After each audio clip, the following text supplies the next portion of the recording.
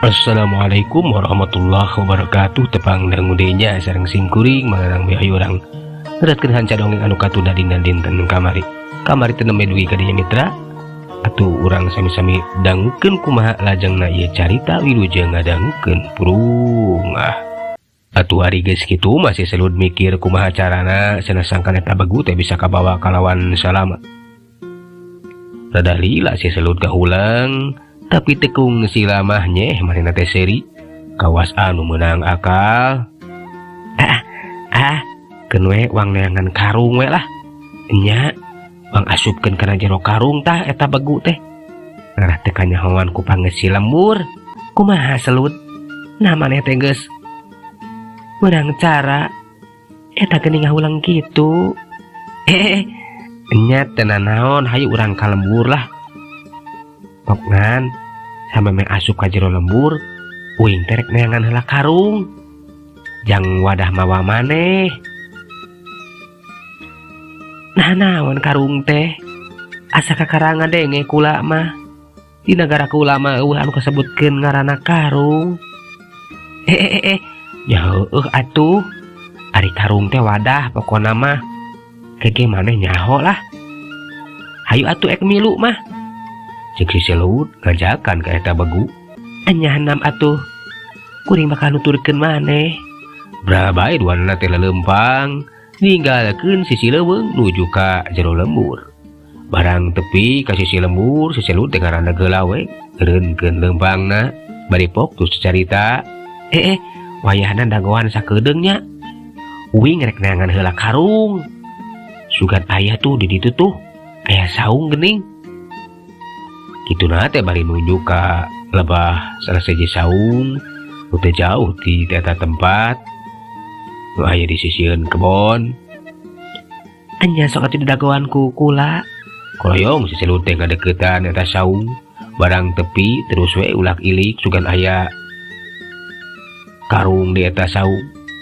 Ya beneran aya karung goni nu ngagoler nu sok dipake ku bapak tani meureun tina ngawadahan tatanen.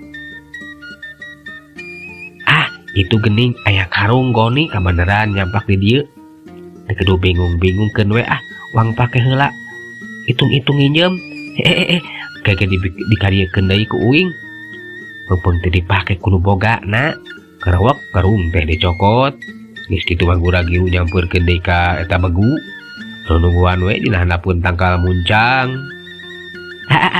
Meunang euy karung teh sok sia geura asup ka jero karung euy ke dipanggul ku uing ngarah aman maneh teh. Jadi nu kieu disebut karung teh nya geuningan kieu ya atuh kula bakal asup. Geus kitu mah eta bagu teh asup wae kana jero karung goni. Kayaan di jero teu eungap sabab karung teh rada bolong. Ieu nama maneh geus aman geus aya di jero karung goni mah uing bakal dipanggul. Alah ampeg oge aduh nang ning hayu urang nguru ka lembur. Atuh geus kitu mah digidi bae ka karung goni teh dipanggul ku si selud leumpang nguru ka jero lembur. Barang panggih jeung warga lembur nu aya di kebon nu curiga seketik acan karena naon dibawa ku si selud ngan bae pas leumpang di jalan gede pasang rok jeung Aki Jai anu kabeneran Aki Jai teh manehna rek ka kebon. Tu Aki Jai teh pok manehna teh katanya jang selud geuningan. Pasti mana jang eta memanggul karung. Kesinak kawas anu berat. Pasti leuweung ki uing teh. Ieu mah nangka ki. Maneh gede. Jadi nangka eta teh atuh. Geuning teu kaambeus seungit. Irung aki nawe merenan teu ngambu sakieu seungitna nangka teh geus asak. Da eta si emah yang ngeunangka. Ya kapaksa we uing teh kudu neneangan nangka. Kebon teu boga. Ya kudu ka sisi leuweung we atuh neangan kabeneran manggih nangka anu gede ki. Oh, paingan atuh. Wah, wanian maneh ku kulamperengan ga. Sisi leuweung kumaha lamun aya bagong jang. Nya tapi berkaueunan naon ki? Kumaha aman ki lembur teh? Tina gangguan bagong ayeuna teh? Nya kudu saheulaanan mah aman jang.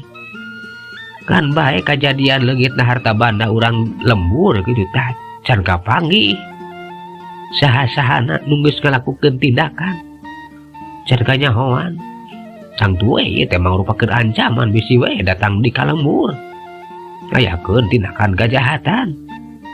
Tapi urang lembur teh kiwari keur satekah pola usaha. Malah tina hasil sawalah teh nyaeta rek minta bantuan ke ahli goib supaya bisa nganyahoankeun jeung mastikeun saha-sahana nu geus ngalakukeun tindakan kajahatan. Syukur-syukur mah bisa nyangkalak eta jalma jahatna tah kitu. Oh, jadi kitu nya. Mudah-mudahan we atuh gancang beres tah. Masalah di ieu lembur teh. Ya, kitu pisan. Mudah-mudahan we gancang bisa direngsekeun, harta banda bisa kacokot deui, kayaan jadi aman.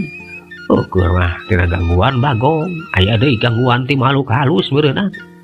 Da pamikir sararea oge tangtu we nu ngalakukeun teh lain jelema jang. Anu bisa ngagarong atawa maok harta banda dina sapeuting bari jeung teu kanyahoan, bari jeung hampir kabeh we pangeus lembur teh. Nya araraneh atuh anehnya. Jangan kade we peuting mah gula poho jang urang ngaronda deui. Keur we ke sagrup deui jeung aki tah kitu. Nya muhun mangga ki mangga. Atuh teu papanjangan selut teh kebat bae neruskeun di lampahna. Berkah eueuhna naon mulus tepi ka imah.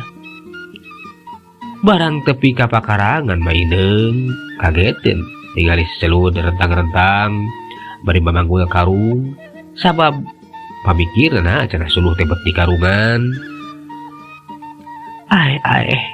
Nah si selut teh bet mamawa karung taun teh mawana nahaon nya kapan ku aing teh di tangala suluh piraku suluh teh diasupkeun kana karung.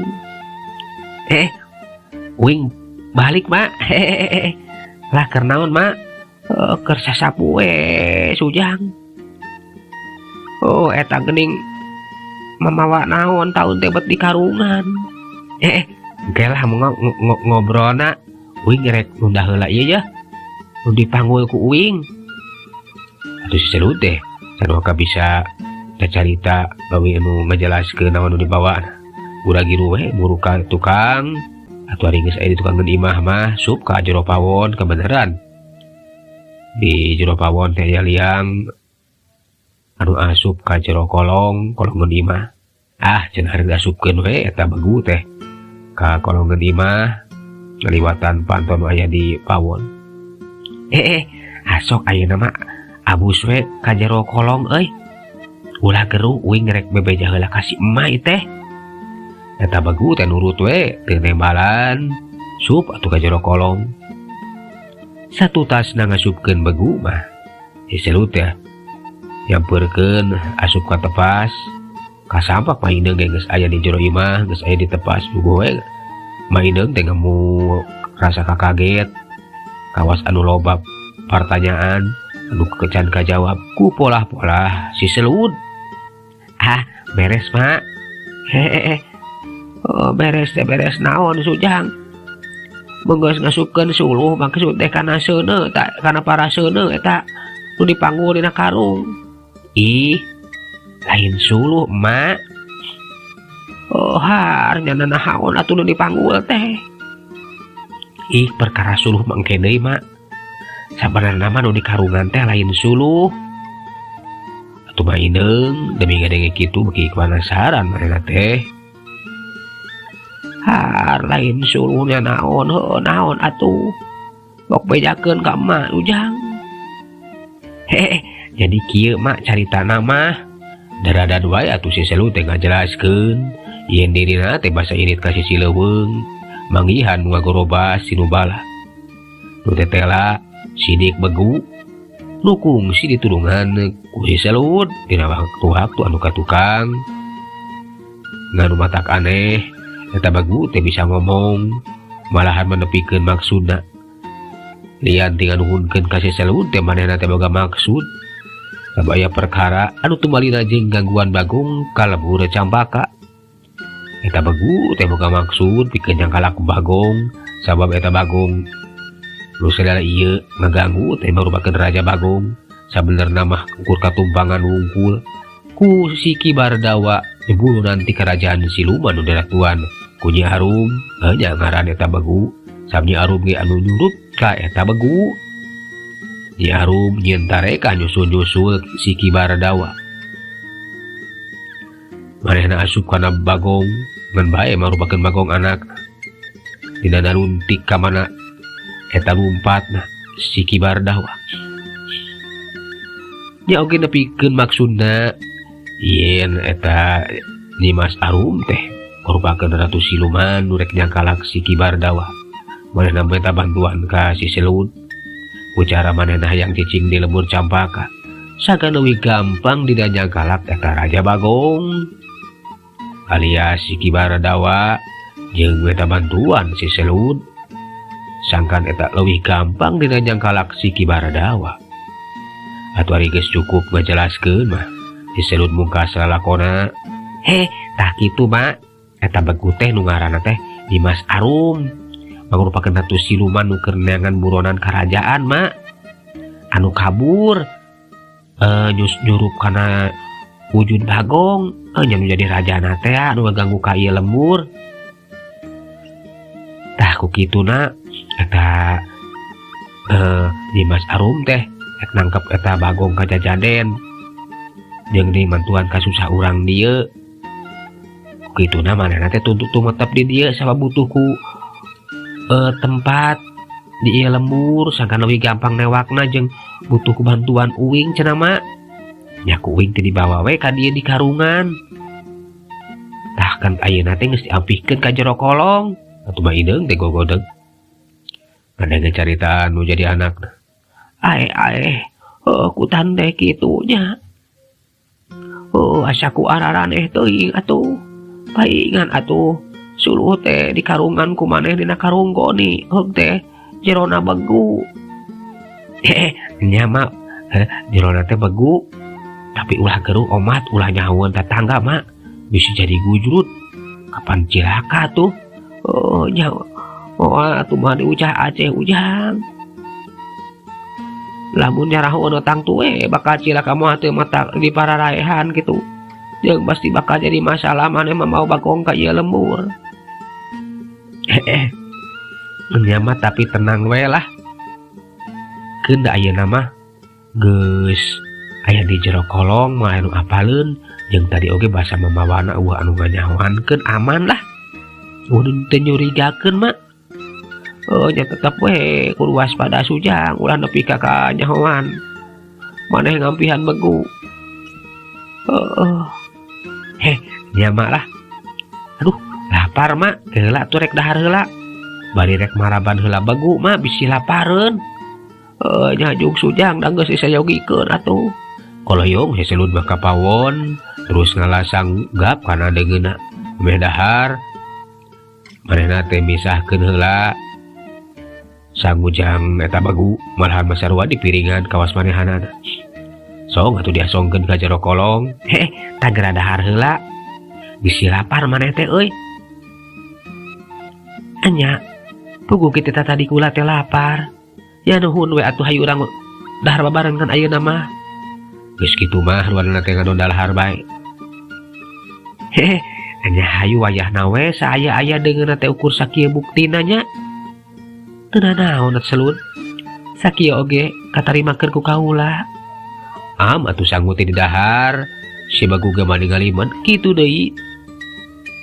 Si Selut manehna sarua bari dahar teu boleh bari ngobrol.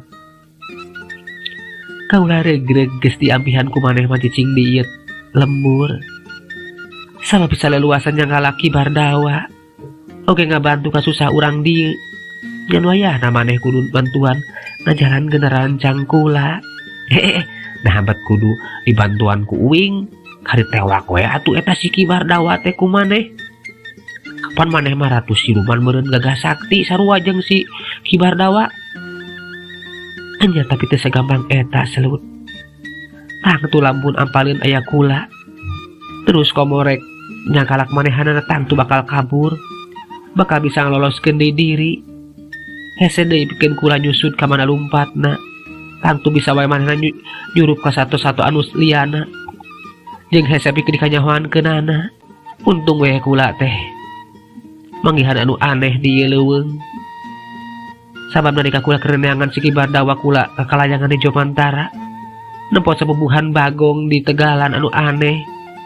Ya hiji Raja Bagong anu sakecil gedena. Sorot panonna teh kawas sorotna si Ki Bardawa. Ya kula teh kapaksa nyurup ka Begu atau anak Bagong sangan bisa naluntik keluasa. Teteh lah kanyahoan geuning. Eta si Bagong rajana teh mangrupakeun si Ki Bardawa. Anu kerja muni kan kaula teu kitu wae pikeun jangkalakna udah bisi kabur deui. Kula kudu ati-ati nangtukeun waktu. Tapi sabuat kula keur neangan waktu anu hade, tetep cicing dina wujud Begu. Kabur katewa ku urang lembur. Untung we kumaneh basa eta katulungan. Oh, jadi kitunya. Aduh, paingan atuh kumaha carana uing ngabantu maneh teh. Pokona mah lamun Raja Bagong aya di ka ieu lembur, pasti bakal ngayakeun tindakan ngaganggu ka urang dieu. Wayahna maneh kudu nyangkalak ka eta Raja Bagong alias Ki Bardawa, ngarah teh kanyahoan. Ken kula bakal ngabahanan ka maneh marupakeun alat pikeun nyangkalak eta si Ki Bardawa. Oge jimat ngarah maneh boga kamampuan anu bisa dibanda kekuatan kaula. Nya naon kitu alatna pikeun nyangkalak Bagong teh atawa si Ki Bardawa? Oke jimatna naon eta teh? Kula boga jaring jala sutra. Oge mustika batu dalima anu ngandung tuah kasakten. Pek jaring heula eta Raja Bagong teh terus rubuhkeun ku cara diteunggeul sirahna. Kalawan maneh geus mibanda kekuatan mustika dalima nyarita kekuatan kaula. Tang tu bakal si Ki Bardawa teh bakal kaluar tina wujud eta Bagong. Dina kayaan geus teu walakaya. Lamun geus kaluar mah kula ge bakal kaluar tina wujud Begu. Pasti kula ge bakal mawa si Ki Bardawa pikeun dibawa ka kerajaan ka kaula. Oh, kitu nya. Nya ngartilah kana maksud maneh. Nya tapikeun ge tapi keun we lah. Uing ge bakal dilaksanakeun ari kitu kahayang maneh mah. Nya. Keun engke oge tangtu jala sutra jeung mustika dalima bakal dipasrahkeun ka maneh. Ayeuna mah kula bakal ngabandungkeun heula kaayaan di lembur. Nya heuglah kumaha maneh we lah. Uing mah kumaha maneh bae. Oge kudu apal kapan ieu lembur teh geus aya kajadian aneh. Nyaeta aya leungitna harta banda meh kabeh nu baruga duit jeung perhiasan mah leungit teu pupuguh. Tah kitu jeung aneh kapan anjing teh bet loba nu paraeh. Anya eta kajadian teh tang tu polahna si Ki Bardawa anu geus jurup kana wujud Raja Bagong. Tapi ulah sieun engke ge kumaneh lamun geus katewak mah eta Raja Bagong na tang tu bakal bisa kacokot deui harta banda anu geus laleungit mah. Oke bisa dipasrahkeun di ka urang lembur. Jeung ditenang. Urang lembur ieu moal aya nu dipikeun dipaehan ku si Ki Bardawa. Nah, kumaha kitu? Bet yakin moal diganggu atawa nepikeun ka dipaehan warga lembur ieu? Sabab si Ki Bardawa teh manehna kungsi di sidang lantaran ngelakukeun hianat ka Rama Prabu. Kitu deui manehna geus ikrar moal maehan ka manusa. Nalika aya nu nitah ti bangsa manusia pikeun maehan sasamana. oge moal nepikeun ka ngabantu manusia pikeun kahontang kakayaan. Lamun manehna ngarupak sumpah atawa jangan jitang tu manehna bakal lembur. Tah kitu Selud. Oh, jadi kitunya eta si Ki Bardawa teh. Meureun ngaganggu kalembur ieu teh dumeh eta we manehna jadi Raja Bagongnya. Oge meureunan lantaran anak buahna geus dipaehan ku urang dieu. Jadi Malik ngambek meureunan. Bener. Nganajan ngaganggu oge moal nepi ka ari maehan mah. Tapi tetep kalakuan si Ki Bardawa teh salah kudu nambah hukuman. Nya lah. Cenah urang dieu ge keur usaha ngaboke Rusia. Ngeunaan memaukan harta banda urang dieu ku cara minta tulung kanu ahli gaib. Pastina oge lamun geus kanyahoankeun mah nu jahatna si Ki Bardawa. Nya Raja Bagong mugi wari ngaganggu. Eta kira-kira bakal mampu moal lamun eta dukun lepus atawa jalma sakti ngelehkeun si Ki Bardawa. Nya duka teuing mudah-mudahan mah mampueun tapi teu gampang. Sabab si Ki Bardawa teh memang gagah sakti manehna teh urut senopati di karajaan kaula. Iwati kula anu bisa nyangkalakna eta oge sabab kula geus diwaris kekuatan nu jadi Rama Prabu. Anu geus masrahkeun kalungguhanna ka kaula salaku ratu. Oge masrahkeun kekuatan ka kaula. Oge boga pancen pikeun ewak si Ki Bardawa. Ya mudah-mudahan wae bangsa manusia oge nu bisa nyangkalakna atuh. Oh, kitunya. Nya jadi alus nama bandungan wae kumaha kayaan di lembur. Nya lah siap-siap. Kumaha maneh we uing mah bakal ngajalankeun sakumaha rancang maneh. Saheulaanan mah ngobrol teh. Geusan sabdalharna geus beres. Jug atuh cengkat seselur asup deui ka tepas. Barang sup teteh lama ineung katohian keur ngadedengekeun we obrolan seselur jeung eta Bagu. Aeh Sujang arara anehnya eta Bagu teh bisa ngomong. Kadenge we kumaha bikeun ngobrol jeung maneh sorana teh kawas suara awewe. Nya mak teteh lah eta teh kapan ratu siluman geuning nu keur neangan buronan. Bener we. Bener pisan omongan maneh teh Sujang. Ya mudah-mudahan we ku ayana eta Bagu di ieu lembur di imah uing gancang bisa ngamantuan kasusah urang dieu ngarengsekeun basualan mak.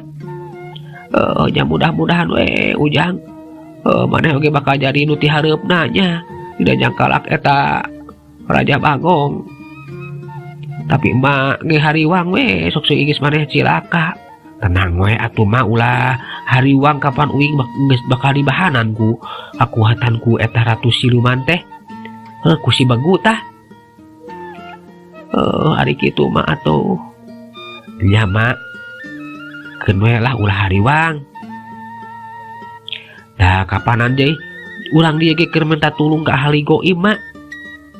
Dina raragan newak jeung nganyawankeun jalma jahat nak anu geus ngaganggu katentreman oge maokan harta banda urang dieu.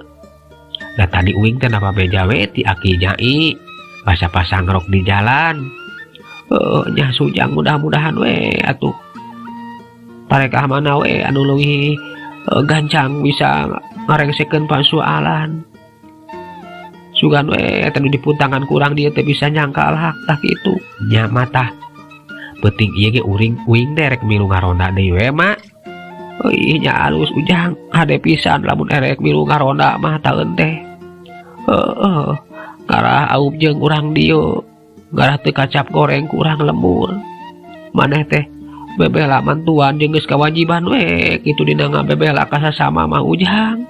Nya mak lah pokona engke uing penting mah rek ngaronda weh. Ceuk si Selut manehna teh kitu ngaronda deui au bejeung warga lembur sedena. Keun si Selut anu manehna teh rek ngilu di ngaronda. Urang caturkeun di imahna Pak RT. RT geus kadatangan ku tamu. Nyaeta ni eme nenggus hasil diangkir ku Mang Oding. Tah jadi yuk. Jangan ieu nu kasepatkeun namina teh nini eme teh dukun sakti. Dukun lepus anu sakti mandraguna teh kitu, Bate. Bapak nganuhunkeun pisan ya Kajang Oding kitu dahi. Kajang Sueb geus hasil ngadatangkeun nini eme janten ieu nu kasebat nami nini eme teh wilujeng sumping nini. Wilujeng sumping ieu teh parete teh meureun nya nu diobrolkeun ku Jang Sueb. Bener kuring Pak selaku RT di ieu lembur. Nuhun we nini kersa dongkap ka dieu mah. Puguh peryogi pisan bantosan ini kanggo muka Rusia jalmi jahat nini anu parantos ngaganggu ka urang dieu malihan mangadugikeun dugi kaki warit acan kaboke Rusia na mudah-mudahan we sareng tiasa kacangkalak atuh nini. Nini ge geus nyaho kana soal ieu mah sabab nini ge geus kanyahoan memeh. Jang Sueb jeung Jang Oding datang oge ku nini teh geus dibejakeun ci teh. Masalahna tah kitu dan bae nini teh di ditu mah kapan jauh teu bisa nganyahoankeun sugan we ari langsung mah ku nini bisa kabuka tah kitu parete.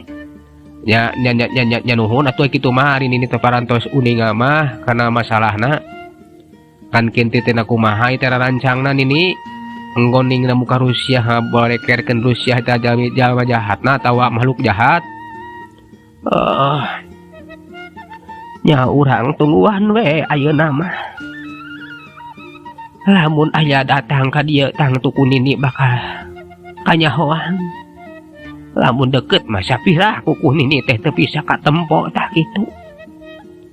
Ya mugi awe atuh nini tiasa ngabantos jeung dilancarkeun dina sagala rupina. Naon wae kinten-kinten anu kedah disayogikeun nini. Cek Pak RT. Nya pokera wartoskeun nini naon wae anu kedah disayogikeun nggoning narekahan engke dina nguningakeun jalma jahatna atawa makhluk halus anu jahatna. Nini teh perlu eta we sasajen tunjuk tuh kembang 7 rupa jeung nog hayam gitu. Itu deui anu sabiasana we mun sok dipake nyuguh kitu tah. Nini teh hayang boga tempat we di goa sabab ku nini bakal didinya ditalingakeun kayaan ieu lembur. Lamun aya makhluk-makhluk anu aneh tang tu ku nini teh bakal kadeteksi tah kitu. Nya kedah kitu parete. Mugi awe disanggeman nyakeun ku bapak ge bakal disanggupan ku kitu mah gampang. Masalah tempat kapan di tukang teh aya goah pek we didinya dianggo ku nini sing luasa ge masalah sasajenkeun. Bapak bakal nitah warga ieu lembur pikeun ngumpulkeun sasajen kan sakitu nini. Geus we sakitu ge cukup. Tah jadi ting mimiti peuting ayeuna mah nini teh bakal nyepen di ka goah tah kitu. Sae rupina naon rupiah anu bakal dilakukeun ku si nini teh tangtos ngabuahkeun hasil Pak RT. Si Sim Abdi mah yakin pisan nama lagi tos kasaksen ku Sim Abdi kemampuan si nini eme tah kitu. Nya mudah-mudahan we atuh urang sararea miharep si nini teh bisa pukulan kahayaan karengsekeun persoalannya. Lain kitu nini. Nya mudah-mudahan we urang teh kapan narekah sagala oge geus aya nu ngarasakeun. Lamun nini bisa dikarasakeun na bisa ngarengsekeun nya meureunan berkah alhamdulillah lamun hanteu wae da meureunan. Nini geus usaha tah kitu. Nya sae nini mangga we atuh. Sok ieu. Mengoding ajakan ka goah tuh balik ditu yuk. Urang pernah kenal si nini ya cek eta Pak RT ngajakan ka Mang Oding teu dari sini nih dari si Sueb mah maneh teh pamitan balik bae balik ka imana Pak Haji Bandi atuh satu tasna dipernahkeun mah jeung ditempatkeun di goa si nini teh harita eueuh saheulaanan bari jeung Pak RT teh nitah warga lembur pikeun ngumpulkeun sasajen tah wayahna ieu mah euy warga lembur saha we nu daek anu sanggup pikeun ngumpulkeun sasajen. Perkawis sasajen jiwasi ku sim kuring we gampil margi kungsi di Sim Abdi kapan narekahan pun bojo tadi terang kembang daun we kedah dikembangkeun sadang hayu atuh anter di Sim Abdi saha kira-kira nu anter di Sim Abdi. Aku mah jangan Cim sanggup nganter. Mangga perkawis nganter abdi siap Pikir melarian kekembangan pakitan. Nya juga tuh Acim antar Mang Oding ya, cek Pak RT. Kita ka si Acim pikir nganter eta Mang Oding neangan kekembangan. Beres kumpulkeun kembang 7 rupa kitu deui endog hayam jeung anu liana sakumaha pamentana sini nih eme. Atuh sasajen teh kiwari mah geus ngabarak we di gua. Geus kitu mah panto gua dipeneutkeun nini eme harita teh manehna teh narekahan katingali keur nyang hareupan parukuyan pedug haseup mulak parukuyan teh geus diseung kaambe kaluar singit menyan nini eme gegereyeman mapatkeun jampe pamakena manehna teh ngurilingan eta lembur ku palakian. Mudah-mudahan macana teu katembus ku jalma atawa makhluk halusna. Tapi lamun asup oge tangtu engke bakal kanyahoan saha-sahana. Euleuh waktosna mitra panah teu nya kapan dinya. Cakela urang tunda jajar carita dugi jadi urang teraskeun dina seri anu salajengna. Atuh mang sagalanan pamit. Assalamualaikum warahmatullahi wabarakatuh. Jak.